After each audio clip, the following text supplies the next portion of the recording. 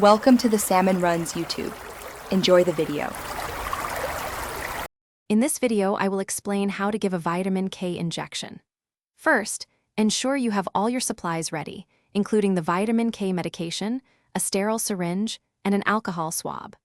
Always begin by washing your hands thoroughly with soap and water for at least 20 seconds to maintain hygiene.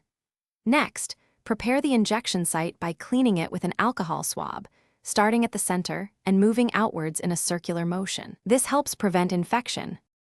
Now, let's draw up the medication. Carefully remove the cap from the vitamin K vial and wipe the rubber stopper with a fresh alcohol swab.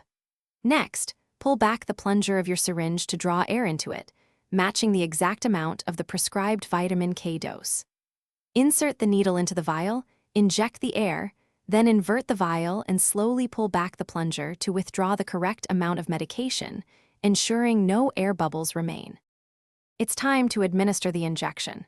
Gently pinch a 2-inch fold of skin at the cleansed injection site, creating a small mound.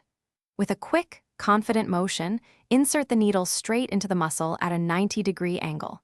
Once the needle is fully inserted, slowly and steadily push the plunger down to inject the vitamin K medication. After the medication is fully dispensed, withdraw the needle smoothly. After withdrawing the needle, immediately apply gentle pressure to the injection site with a clean cotton ball or gauze for a few moments. Do not rub the area.